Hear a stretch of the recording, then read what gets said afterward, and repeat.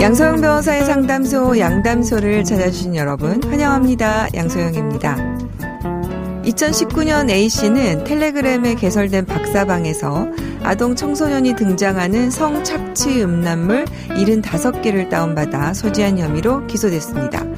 1심 재판부는 아동 청소년을 대상으로 한 음란물을 소지한 행위만으로도 배포될 가능성이 있다는 점에서 비난 가능성이 크다 이렇게 봤으면서도 형사처벌 전력이 없는 점을 들어서 벌금형을 선고했는데요.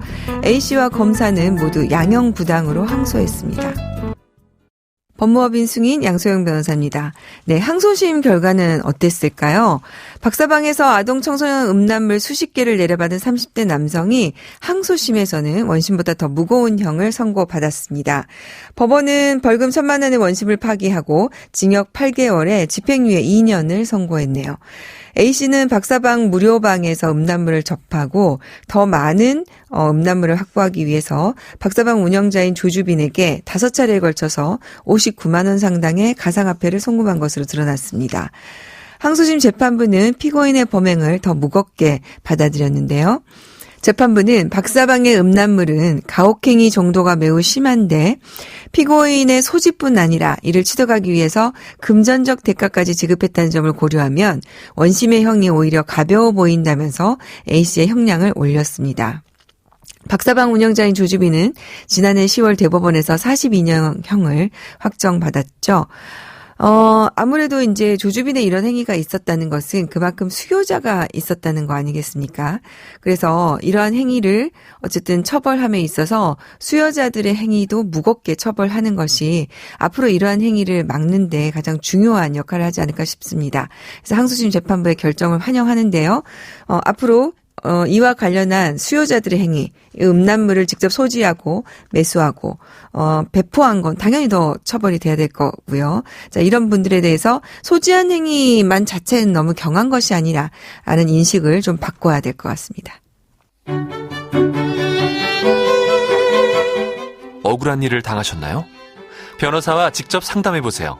양소영 변호사의 상담소. 화나고 답답하고 억울한 당신의 법률 고민 함께 풀어볼게요.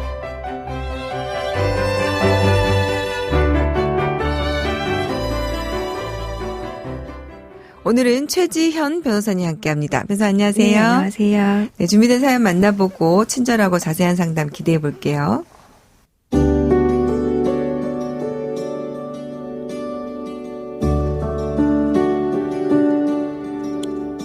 저는 13년 전 친구 소개로 남편을 만나 함께 살림을 차려 살게 되었습니다. 저와 남편은 결혼제도 안에 얽매이고 싶지 않아 혼인신고를 하지 않고 살았는데 그 기간이 10년이나 됐습니다. 혼인신고를 하지 않은 채 동거하면서 함께 상가 건물 한 채, 아파트 한 채를 구입했는데 모두 남편 명의로 했습니다. 저희는 오랜 기간 자녀를 기다렸지만 자녀가 생기지 않았는데 얼마 전 남편이 교통사고로 세상을 떠났습니다. 함께 10년 동안 살면서 일군 상가 건물과 아파트는 남편의 부모님이 상속을 받게 되었고 혼인신고를 하지 않아서 상속권이 없던 저는 당장 지낼 곳도 없이 생활이 막막해졌습니다. 그래서 저는 남편의 부모님을 상대로 그 재산이 남편과 저와의 공유인 것을 주장하는 공유지분 이전 등기 소송을 제기하려고 하는데요. 이때 반드시 사실혼관계 존보 확인해소를 먼저 청구해야 되는 걸까요?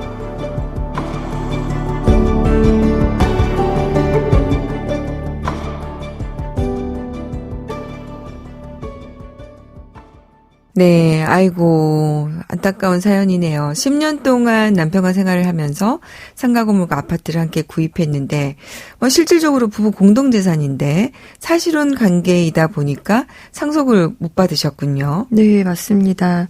민법상 상속인이 될 수 있는 배우자는 이제 법률은 배우자만을 의미하기 때문에 우리 사연자분의 경우에는 안타깝게도 사실혼 배우자여서 오랜 기간 함께 재산을 형성하였다 하더라도 사망한 사실혼 배우자의 재산을 상속받지 못하셨습니다. 이렇게 함께 오랜 기간 사실혼을 유지하면서 공동으로 재산을 형성했는데 단지 이제 재산상의 명의가 사망한 사실혼 배우자 단독 명의로 되어 있고 또 일방이 갑자기 돌연사를 해서 혼인신고도 할 수 없는 상황이 된다면 상속도 받지 못하기 때문에 남은 일방 배우자에게는 매우 안타까운 상황이 발생할 수 있을 것 같습니다. 그러니까 지금 배우자의 상속권과 관련해서 이제 여러 가지 입법 논의도 이루어지고 있는데 특히 지금 사실혼 배우자가 좀 문제잖아요. 네, 맞습니다. 얼마 전에 이제 헌법재판소에서 판단이 한번 나왔는데 합헌 판단이 나왔죠. 네, 맞습니다. 그 사실혼 배우자에게 상속권을 인정하지 않은 우리 민법 1003조 1항에 대해서 2014년에 위헌 소원이 있었는데 헌법재판소에서는 합헌이라고 판단을 하셨습니다.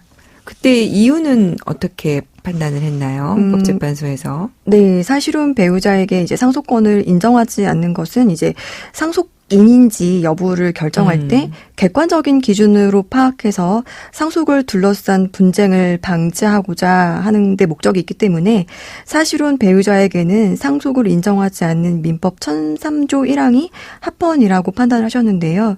이제 특히 상속에 있어서는 이제 명확하고 획일화된 것이 요청되기 때문에 사실혼을 법률혼과는 동일하게 취급할 수 없다는 태도셨습니다. 네.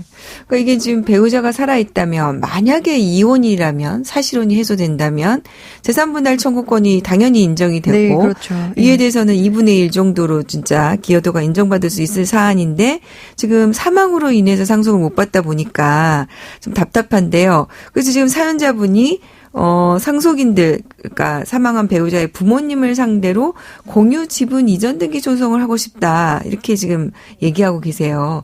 이렇게 가능할까요? 네, 그래서 사연자분은 재산분할 청구 소송을 하실 수 없기 때문에 공유 지분인 걸 주장해서 이전 등기 청구 소송을 하시고자 하시는 것인데요.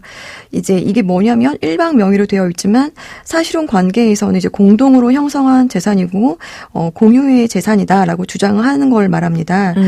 보통 이제 사실혼 관계에 있어서 부부의 일방이 사실혼 중에 자기 명의로 취득한 재산은 그 명의자의 특유 재산으로 추정이 되지만 실질적으로 다른 일방이나 쌍방이 재산의 대가를 부담하여 취득한 것을 증명한 때에는 다른 일방의 소유이거나 쌍방의 공유라고 보고 있습니다. 그래서 네. 여기에서 좀 유념하셔야 될 부분이 뭐냐면 이제 막연히 재산 취득에 협력하였다거나 아니면 사실혼 생활에 있어서 내조의 공이 있었다는 것만으로는 공유를 주장할 수는 없으시고요. 재산을 취득할 때 내가 대가를 좀 부담하였다 아니면 적극적으로 재산 증식에 노력했다는 점을 입증하셔야 공유를 주장해 보실 수 있겠습니다. 그러니까 쉽게 얘기하면은 우리 사연자분의 계좌나 명의의 재산이 그 취득할 때 들어가야 된다. 그럴 경우에만 공유가 인정된다. 이렇게 봐야 될까요? 네, 그렇게 보실 수 있겠습니다. 지금 사연자분이 궁금해하는 거는 또 공유를 주장하기 전에 내가 지금 사실혼관계 존부 확인해소를 먼저 해야 되느냐 이렇게 또 물어보시는 부분이 있는데요. 네, 사실혼 관계 존부 확인의 소에 대해서 이제 우리 판례 입장을 좀 먼저 좀 소개를 해드릴게요. 우리 판례에서는 사실혼 배우자 일방이 이제 사망한 경우에 생존 당사자가 혼인 신고를 목적으로는 사실혼 관계 존부 확인을 구할 소에 이익이 없다고 보셨습니다. 하지만 이제 과거의 사실혼 관계가 생존하는 당사자 그리고 또 사망자 제3자 사이에 현재적이거나 잠재적인 분쟁의 전제가 돼서 사실혼 존부 확인 청구가 분쟁을 한꺼번에 해결할 수 있다면 확인의 이익이 인정된다고 보지만 만약에 분쟁을 한꺼번에 해결할 수 없다면 확인의 이익은 없다는 입장입니다. 그러면 우리 사연의 경우에 적용을 해보면 어떻게 될까요? 방금 말씀드린 판례의 태도에 비추어 봤을 때 사연의 경우에는 재산에 관한 공유 관계를 주장하게 될 소송 절차에서 그 주장의 전제가 되는 망인과의 사실혼 관계의 존재를 주장하고 또 이런 것들을 입증해서 해결할 수 있을 것이기 때문에 그것으로 충분하고 사실혼 관계 존부 확인은 허용되지 않는다고 보아야 될 것 같습니다. 네. 지금 그러니까 네. 굳이 이런 소송을 할 필요도 없고 또 법원에서도 이 소송이 필요하다고 보지 않는다.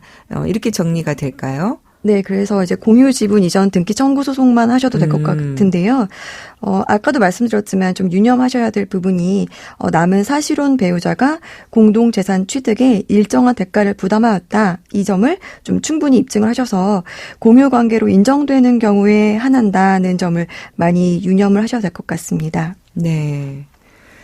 이 사연 들으시면서 많은 분들이 조금 답답해 하실 것 같은데, 그럼 마지막으로, 자, 이렇게 사실혼 관계에 계신 분들을 위해서 최재원 변호사님 도움 말씀을 좀 주신다면요. 우선 이제 혼인신고를 하는 걸 전제로 하는 이 법률혼 배우자만에 대해서만 상속이 이루어지고 있기 때문에 사실혼 관계이신 분들의 경우에는 이제 뭐 부동산을 구입한다거나 하실 때 재산의 명의를 일방 당사자 한 명에게만 하는 것이 아니라 부부 공동의 명의로 하시는 것이 좀 더 안전하지 않으실까 생각이 듭니다. 네, 그리고 이제 이번 사연 같은 경우에는 일방 당사자가 돌연사를 하셔서 이런 케이스가 된 것이긴 하지만 미리 사전에 뭐 유언을 하시거나 유언 공증을 받으셔서 안전책을 좀 마련해 놓으시는 것이 좋을 것이라고 생각이 듭니다. 네, 오늘 사실혼 배우자의 상속권과 관련해서 최재원 변호사님 도움 말씀 감사합니다. 네, 감사합니다. 양소영 변호사의 상담소 양담소는 내일 또 문을 엽니다. 끝곡 롤러코스터의 습관 들려드릴게요. 양소영이었습니다.